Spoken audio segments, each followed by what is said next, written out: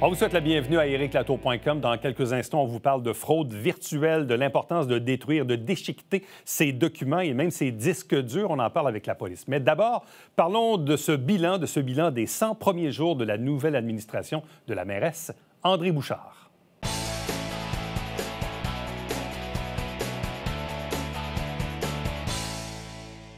Plusieurs l'ont fait à travers le Québec. On l'a vu dans les journaux, à la radio, à la télé, avec la Ville de Montréal, Québec, Longueuil, Magog, Drummondville, Chambly. C'est le fameux bilan des 100 premiers jours d'une administration. Pour certains, c'est un concept un peu américain. On a tendu la perche aussi à Mme Bouchard. Bon, on comprend qu'il n'y a pas un malaise, mais bref, on trouve que c'est un concept un peu trop américain. Mais il en reste pas moins que plusieurs font ce fameux bilan des 100 jours d'une administration. Et nous, on a décidé de le faire à notre façon avec un ex-conseiller municipal et analyste politique, Philippe Lanier. Bonjour et bienvenue. Bonjour. Bon, oui, c'est un concept américain, mais tu sais que j'ai fait mes recherches tantôt pour savoir la réelle origine des 100 jours. D'accord. On dit que l'expression date de 1815, alors que Napoléon, en 100 jours, a repris le pouvoir et est parti en guerre et a subi la défaite. Donc, depuis ce temps, les 100 premiers jours sont considérés comme une période suffisante pour évaluer le potentiel de nos dirigeants. C'est quand même symbolique. Oui, c'est symbolique. On s'entend. Surtout que là, dans le fond, il y a eu en même temps une pandémie, il y a eu le temps des fêtes, le nouveau pouvoir s'organise. Mais c'est quand même, je pense que c'est important. Puis si eux ne veulent pas le faire, nous, on va le faire. Nous, on va le faire à ce moment-là. On va essayer de le faire. En même temps, il s'est passé des choses, mais il ne s'est pas passé tant de choses. En fait, il y a eu l'éditorial de M. Bouchard la semaine passée qui disait, entre autres, qu'il ne se passait pas grand-chose, qui a été mal reçu dans les officines de la municipalité, on me l'a confirmé.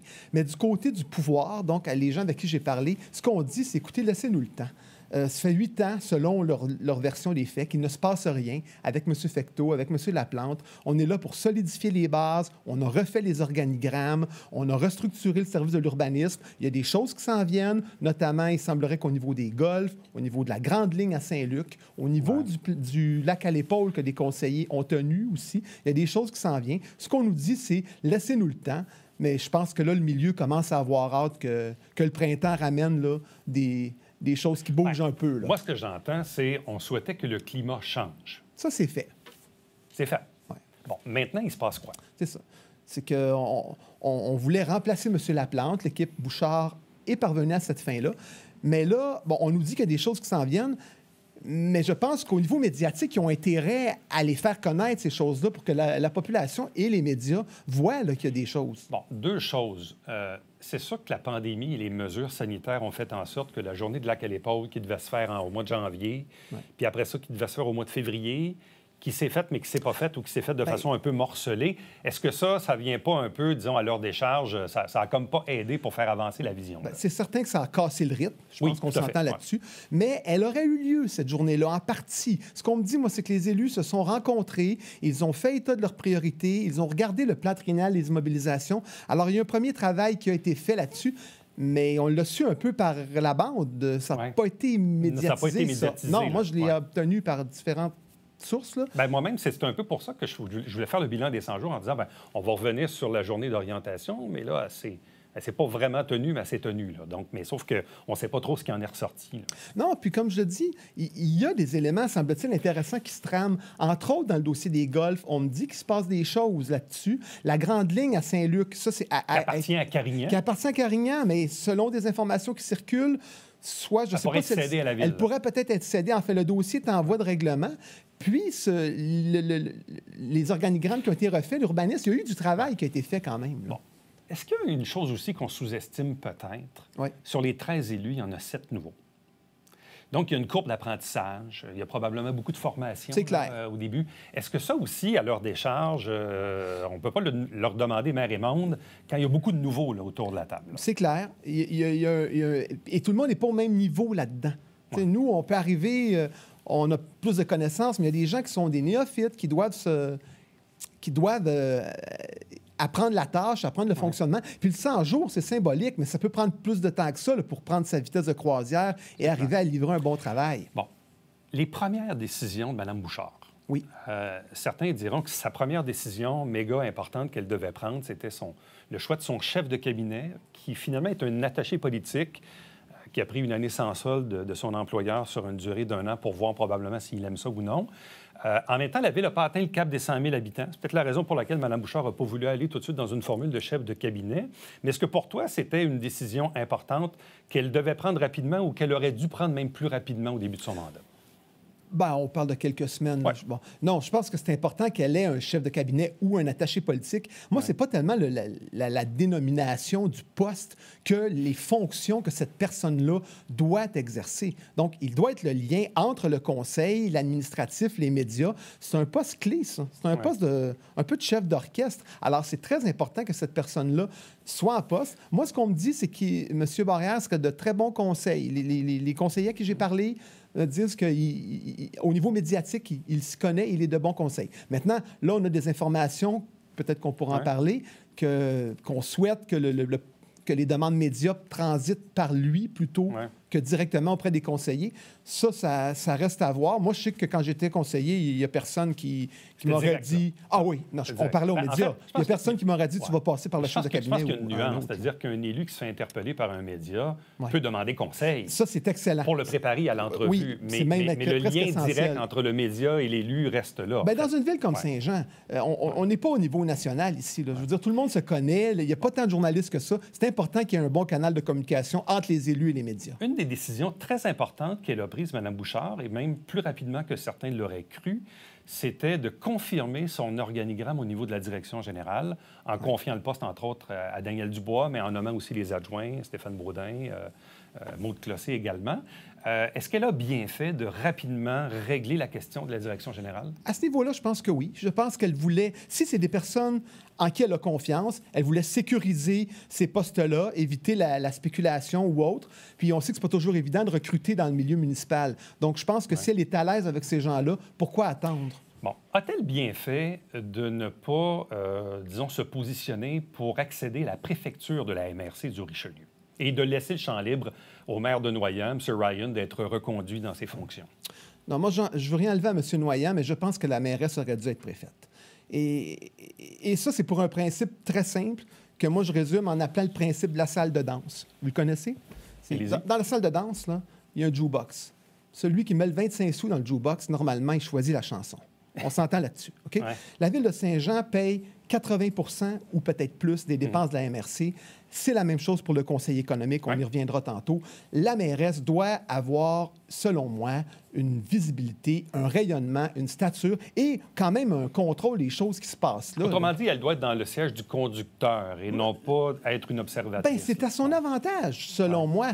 D'occuper cet espace-là, de rayonner, de prendre la place. Elle pourrait finir par être préfète un jour. Je pense que oui, parce que si je ne me trompe pas, le mandat, il me semble que c'est 2 ans à vérifier. Alors, elle pourrait le devenir, mais Saint-Jean doit marquer le pas, là, doit montrer que c'est lui qui est une ville de centre. Là. Un des bras de la MRC, c'est le développement économique. Oui. C'est NextDev. Voilà. Là, il y a un siège vacant, il y a une direction générale à pourvoir. Mme Brosseau qui a quitté. Mais en fait, on l'a dit, Saint-Jean paie 80 de la facture. Donc, est-ce que Saint-Jean ne devrait pas avoir un certain droit de regard sur le choix de cette personne-là? Pour le même principe du jukebox que je viens de vous dire, Saint-Jean paye. Saint-Jean devrait avoir voix au chapitre solidement là, pour décider de ce qui se passe là. Mais en même temps, je me suis laissé dire, parce que là, à cause de l'ancien maire Laplante, le rôle du maire au CA de NextDev a comme changé. Ouais. Si bien que je me suis laissé dire que même tout récemment, il y avait un conseil d'administration de NextDev, puis Mme Bouchard est comme observatrice, puis on lui a même demandé de quitter parce qu'on devait tenir un huis clos. Est-ce que c'est pas un peu malaisant de voir la mairesse de la Ville qui paye 80 de la facture se faire dire, écoutez, désolé, madame, mais c'est parce que vous n'êtes pas vraiment sur le CA, fait qu'il faudrait... Moi, ça m'a été rapporté, ça, je ne l'ai pas vérifié, mais si c'est exact, je peux juste vous dire que M. Dolbeck, là, quand il était maire, il n'y a personne qui l'aurait sorti de la salle, là. Si vous connaissez un peu la gestion qu'il avait, je pense que le maire de Saint-Jean doit être là. Je ne sais pas qui lui a demandé de sortir, mais comme je vous dis, c'est nous les payeurs aussi. Là. On doit être présents. Bon, tu as fait référence tantôt à l'éditorial de René Bouchard, éditeur du Canada français. Bon, là, ça fait 2-3 semaines, il a parlé de transport en commun, sur le fait que malheureusement, il n'y a plus personne qui se lève pour réclamer que le REM se rende au 10-35.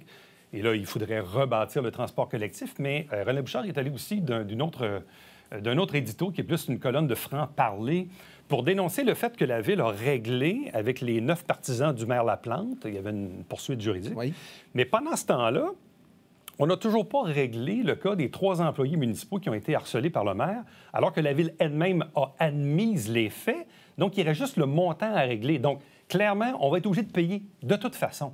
Mais comment se fait-il que l'audience va se tenir le 8 avril et que les victimes n'ont toujours pas eu vraiment de nouvelles de la part de l'avocat qui est mandaté? Ben, écoute, là, le détail du dossier juridique, je ne le sais pas. D'ici au 8 avril, pour en faire, moi, de la médiation, je peux vous dire que jusqu'à la dernière minute, c'est possible de régler. Oui, c'est ça. Maintenant, ce qu'on nous dit du côté du pouvoir de Mme Bouchard, c'est, écoutez, en réglant avec les 9, on a sauvé beaucoup de frais d'avocat. Alors, c'est ce qu'ils disent. Donc, ils ont réglé ce point-là. Maintenant, je pense que là, le temps va commencer à presser parce que l'audience s'en vient. Alors, si on veut le régler, mais moi, je ne désespère pas. Je pense qu'il peut y avoir des choses qui se passent bientôt. L'impression que j'ai, là, c'est qu'il y a beaucoup d'élus et beaucoup de fonctionnaires qui ont travaillé avec les 3 employés. Donc, certains se sentent peut-être en conflit, puis on souhaite, dans le fond, on laisse l'avocat là, qui a été mandaté pour s'occuper de l'affaire. Mais l'avocat, qui le surveille? Qui fait en sorte pour s'assurer que l'avocat fasse le travail correctement et dans des délais raisonnables pour que les employés soient traités avec diligence et avec respect? C'est ça que Renel Bouchard dénonce dans son édito. Je ne le sais pas, mais tôt ou tard, le Conseil va devoir faire face à cette obligation-là de régler ce dossier-là. On va être obligé de payer de toute façon. Sauf que si ça se rend en audience le 8 avril, on va être en plus de payer l'indemnité, on va être obligé de payer les frais d'avocat qui vont concourir pour le procès. Moi, le volet, le détail légal, il peut y avoir des éléments dans le dossier qu'on ne connaît pas. Là. Mais effectivement, la Ville va devoir faire face à ça. Bon. La Ville a réglé, ou en fait est en voie de régler les pesticides, mais ça avait été amorcé aussi par... Ça, c'est un bon coup. C'est amorcé par le Conseil précédent, mais c'est réglé. Ça aurait pu traîner, mais Mme Bouchard a rapidement dit non, on va régler ça rapidement. C'est un dossier qui est réglé. C'est un dossier qui est réglé. D'ailleurs, Mme Racine-Lehoux a quand même eu une bonne exposure dans ce dossier. Elle est venue ici même il y a quelques semaines. Puis on l'a vu dans le journal aussi. Tout à fait. Exactement. Les logements sociaux, moi, je trouve ça intéressant parce qu'il n'y a pas beaucoup d'administration dans les 15 dernières années qui a parlé de l'enjeu des logements sociaux. Or, on sent que pour Mme Bouchard, pour Sébastien Godette, pour Marianne Lambert, c'est très important. On sent qu'il y a une volonté là aussi. C'est un peu ce que je vous dis, ce que je te dis, c'est qu'il y a des choses qui se font, on sent qu'il y a des éléments qui veulent se faire, mais j'ai l'impression que ce n'est pas tant mis en valeur. Et le danger là, pour un conseil comme ça, qui est fortement majoritaire, qui n'a aucune opposition autour de la table, c'est l'apathie, puis c'est de s'endormir en pensant que tout va bien. Mais l'opposition, là, elle est là. Il y a 10 000 personnes qui ont voté pour Alain Laplante. Il y a eu 10 000 votes. Ouais. Il y a eu 34 ou 35 des votes. C'est sûr. Et il y a 3 ou 4 conseillers qui ont été élus par des marges de presque d'en bas de 200 votes. Même en bas de 100. Et ce qu'on sait aussi, on ne veut pas trop le confirmer. J'ai eu des discussions avec... moi, je parle à tout le monde. Hein. On ne veut pas encore le confirmer de l'autre côté, mais on sent que ça s'organise. Et éventuellement, le conseil actuel, il va y avoir des questions dans la salle et ils vont se faire talonner. Donc, ils doivent mettre en valeur leurs actions positives. L'équipe Alain Laplante est devenue Démocratie Saint-Jean. Oui. Denis Urtubise, l'organisateur, est devenu le chef probablement temporaire. On l'a sollicité en entrevue, mais il a dit qu'il n'était pas prêt. Ben voilà. On a demandé aussi en entrevue l'ancienne conseillère Marilyn Charbonneau, que plusieurs voient comme une candidate à la mairie potentielle. Candidate à la mairie. Elle aussi, on l'a invitée, a préféré attendre pour le moment, mais l'opposition s'organise en sourdine. Ils sont en réserve de la République, mais ils prennent des notes, ces gens-là, là. Ils voient ce qui se passe. Alors, c'est pour ça que l'autre groupe a intérêt à mettre en valeur ses actions, à assumer son leadership et à le démontrer. 2 derniers sujets avant de clore l'entrevue. L'enjeu de Tapis Décor, le bâtiment qui est à l'intersection Champlain-Boulevard Saint-Luc, c'était un peu malaisant au début du mandat quand il y a eu un vote, puis la conseillère du quartier a voté contre. Ils viennent d'être élus, ils sont majoritaires. Là, finalement, ils ont voté pour que la Ville achète le bâtiment. Mais là, ça a l'air que ça ne marche plus. Bien, ce sont des informations qu'on a obtenues qui seront à faire préciser. Ce qu'on nous dit, c'est qu'effectivement, de source sûre, moi, on me dit que l'entente ne fonctionne plus, que la propriétaire aurait refusé à cause d'une question de délai. Mais là, il semblerait que la Ville possède une servitude autour de cet immeuble-là dont elle pourrait jouer pour utiliser sa servitude pour peut-être réactiver ce dossier-là, peut-être faire modifier le prix. Autrement dit, on pensait que c'était réglé, mais c'est pas tant réglé. Il semblerait que ça ne l'est pas. Bon, dernière question. Oui. C'est peut-être la plus importante. Oui. Madame Bouchard, puis là, ça a été reporté à cause de la COVID, puis c'est peut-être une bonne chose pour elle. Jeudi 14 avril, c'est le discours de la mairesse devant la Chambre de commerce. Il faut qu'elle prépare son discours. Qu'est-ce qu'elle va dire aux gens d'affaires? Qu'est-ce qu'elle doit faire? Qu'est-ce qu'elle doit dire? C'est une opportunité importante pour elle. Là. Vous souvenez-vous le soir d'élection ou le soir de la sermentation des élus, ce que Jean Fontaine avait déclaré? We're back. Il avait dit « We're back ». On est de retour. Mais Mme Bouchard, elle doit le répéter et le démontrer et dire « Regardez, on est là, on est aux commandes, on assume notre leadership. Faites-nous signe si vous avez des projets et on va aller de l'avant parce qu'on veut développer cette ville-là de 100 000 habitants bientôt. » C'est le message que si moi j'étais elle ou si j'étais son chef de cabinet, que je lui conseillerais de livrer. Philippe Lanier, toujours intéressant. Merci beaucoup pour ce bilan des 100 premiers jours de la nouvelle administration. Ça me fait plaisir. À la prochaine. Restez avec nous. On vous revient après ceci.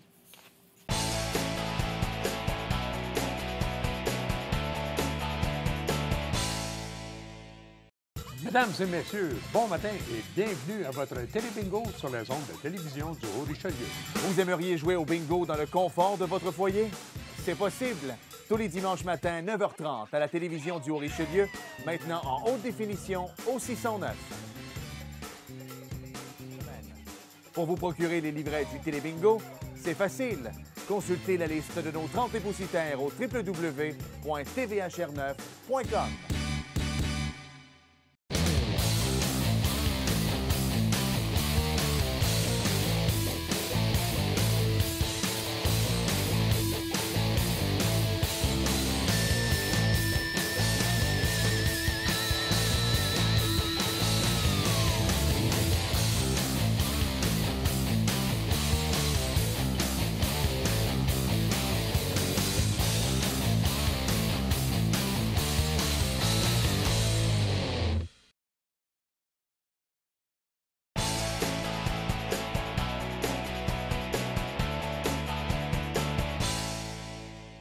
Parlons de déchiquetage et aussi on parlera dans quelques instants de fraude virtuelle. Bon, pourquoi on parle de déchiquetage? C'est que samedi prochain, le 19 mars, de 10h à 14h, au poste de police là, sur la rue MacDonald, au Bougainvilliers, il y aura une grande journée de déchiquetage. Donc, si vous êtes en train de faire du ménage dans votre paperasse, bien, c'est peut-être important de faire déchiqueter ces documents-là plutôt que de les mettre tout simplement au recyclage. Qui sait, ça pourrait tomber entre de mauvaises mains. On en parle avec Jérémy Lévesque de la police de Saint-Jean-sur-Richelieu. Bonjour et bienvenue. Bonjour. C'est pas la première fois que vous faites ça?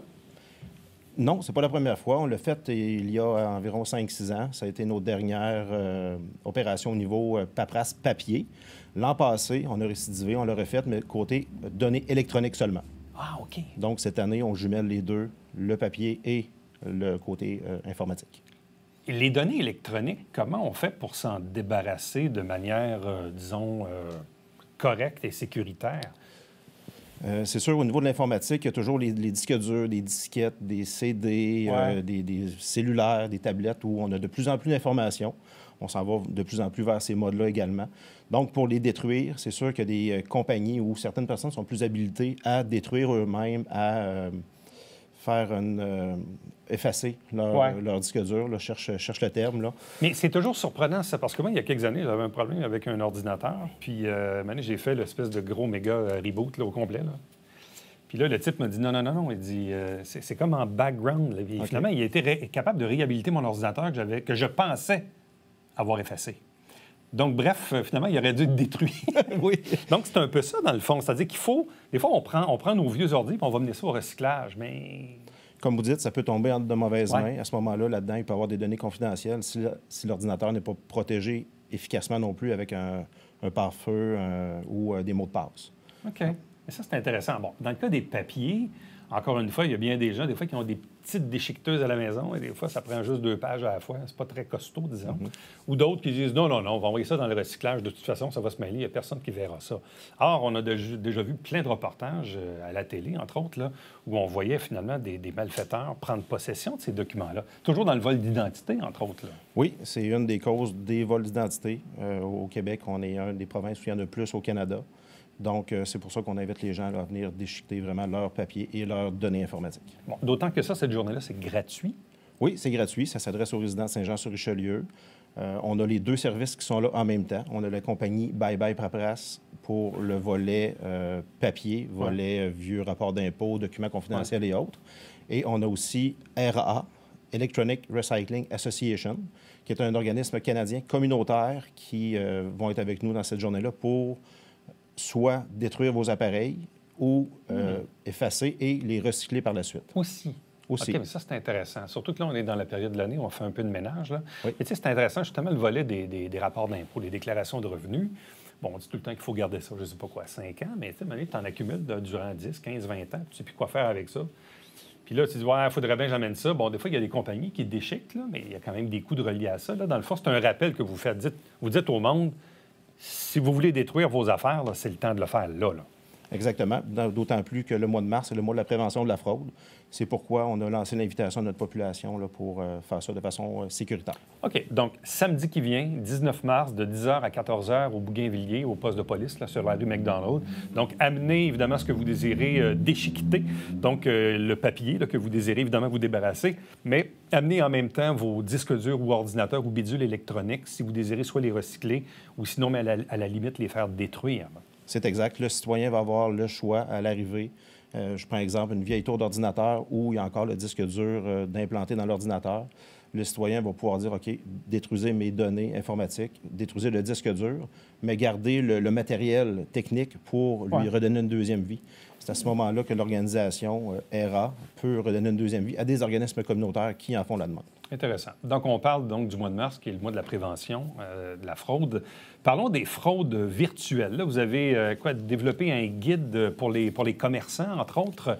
Quand on parle de fraude virtuelle, on parle de quoi comme exemple? On peut parler des fraudes qui vont souvent toucher Internet. On peut parler fraude virtuelle, des demandes d'amour à distance. On peut prendre cet exemple-là. On peut prendre dernièrement, au mois de février, on a vu à Saint-Jean-sur-Richelieu une petite stratégie de fraude au niveau des faux logements. Des logements qui sont pris d'une petite annonce, soit de vente ou de location, qui sont repris dans de mauvaises mains. Et là, un faux locataire peut demander des dépôts pour réserver une partie du bail ou une visite. Je vais te faire visiter l'appart, mais il faudrait que tu m'envoies une coupe de 100$ avant. C'est exact. Pour réserver la plage horaire de la visite. Oui. Donc, quand on parle de virtuel, c'est vraiment avec des moyens là, au niveau beaucoup de l'informatique, de l'ordinateur, des petites annonces, des faux courriels, des fausses demandes de ce type-là. Mais c'est tellement surprenant. Puis même quand on est aux aguets, là, moi, tout récemment, là, j'ai reçu dans ma boîte personnelle Hotmail là, un truc qui ressemblait à Hydro-Québec. Là, ça me disait qu'il voulait m'envoyer un remboursement. Comment ça, il m'envoie un remboursement? Ça me semble que je paye déjà beaucoup. Puis, pour finalement regarder l'adresse en haut pour me rendre compte que ça venait pas du tout d'Hydro-Québec. Mais honnêtement, là, c'était à s'y méprendre. Là. J'ai passé à deux poils de cliquer sur le lien pour rentrer mes informations pour qu'il m'envoie le dit remboursement. Mais c'est assez incroyable aujourd'hui. C'est à chaque jour. Là. C'est à chaque jour. Avez-vous beaucoup de plaintes là-dessus? On a beaucoup de plaintes. Je vous dirais des plaintes officielles au niveau du service de police. En 2021, on en a pris 67, comparativement à 10 en 2019. Ah, ouais. Donc, il y a une augmentation au niveau des fraudes, mais il y a eu une grosse augmentation au niveau des fraudes virtuelles de différentes stratégies. C'est pourquoi on a lancé notre campagne cette année, là, vraiment pour aviser les gens là, de faire attention à ces types de fraudes-là. Bon, les fraudes virtuelles, il y en a pour de simples citoyens, mais est-ce qu'il y en a aussi du côté des commerçants? Au niveau des commerçants, il y en a également. Par contre, ces compagnies-là vont souvent faire affaire avec des équipes déjà de professionnels qui vont les assister, qui vont les aider. Ce ne sont pas laissés à eux-mêmes, si je peux me permettre là, le commentaire. Souvent, les gens, les particuliers vont être plus touchés. OK. Mais les commerçants, de quelle façon, eux, ils se font frauder? Est-ce que c'est la même mécanique? Au niveau de la fraude commerçant, oui, ça peut être une des choses qu'on voit. On a vu dernièrement un commerce qui s'est fait hacker, qui s'est fait introduire son système informatique et des espèces de demandes de rançon. On va effacer vos données si vous ne nous donnez pas tant ou tant d'argent. OK. Donc, c'est pas juste nous comme simples citoyens, mais en même temps, ceux qui sont dans le monde des affaires doivent aussi être aux aguets parce qu'ils peuvent également se faire frauder. Oui, personne n'est à l'abri de la fraude, peu importe l'âge, le sexe, que l'on soit un particulier ou une compagnie, on peut être touché par ces événements-là. On parlait tantôt là, des trucs par rapport aux relations d'amour. Là. Puis ça me fait penser, ça m'avait toujours un peu étonné, une dame, pas tant âgée, mais bon, qui était sur des sites de rencontres, puis là, quelqu'un de l'étranger, finalement, a établi une relation, puis là, soudainement, elle se met à avoir toutes sortes de problèmes, puis là, il y a la seule personne qui peut l'aider, c'est la personne qui est au bout du clavier, puis là, on demande des centaines, voire des milliers de dollars. Puis malheureusement, il y a des gens qui vont mordre à ça. Là. Oui, c'est exact. Ça fendre le cœur, là. C'est des... C'est incroyable. Il y en a qui vont vider leur compte de banque pour aider du monde qui ne connaissent même pas le bout du monde. Là. Bien, depuis des années, on a différents types de victimes qui vont donner différents montants. Je pourrais vous dire qu'il y a même des montants qui vont dans les 100 000 $. Je sais, c'est incroyable. Même des fois, je le dis avec vos parents, vos grands-parents, qui aujourd'hui ont des tablettes, qui ont des téléphones. Là, donc, moi, chaque semaine, ma mère me dit « Ouais, là, j'ai reçu un message en anglais. C'est bizarre, hein? Revenu Canada, ils m'écrivent jamais en anglais. » Non, on ne clique pas là-dessus. Mais c'est incroyable parce que il faut vraiment sensibiliser les gens à ça. Là. Oui, on veut sensibiliser les gens. Puis qu'est-ce qu'on s'est rendu compte dans une campagne précédente par rapport justement à la fraude des grands-parents? Oui. C'est qu'on n'est pas capable de toucher toute notre population, tous nos citoyens. Et c'est pour ça qu'on s'affilie avec les commerçants qui ont des services financiers ou vendent des cartes prépayées. Souvent, les fraudeurs vont exiger d'être payés, remboursés par ces types de cartes-là ou certains types de virements financiers. Donc, on dit les fausses petites annonces, les faux virements, les cartes prépayées, les bitcoins. Exactement. Les fraudes amoureuses. C'est incroyable, hein? Mais ça, il y en a plein de ça. Là. Est-ce qu'on réussit, des fois, vous dites qu'on a eu 67 plaintes l'année passée, est-ce qu'on réussit des fois à finaliser ces enquêtes-là ou c'est extrêmement difficile? C'est très difficile. Souvent, ça va être des fraudes outre-mer. On va avoir des liens, des débuts d'enquête. On va s'affilier avec d'autres services de police pour essayer de déboucher à quelque chose. Mais aussi, on peut voir au niveau local, certains vont s'essayer aussi localement, sont moins bien organisés. C'est à ce moment-là, des fois, qu'on peut intervenir plus rapidement et procéder à des arrestations. Jérémy Lévesque, merci beaucoup. Merci beaucoup. Restez avec nous. On revient après ceci.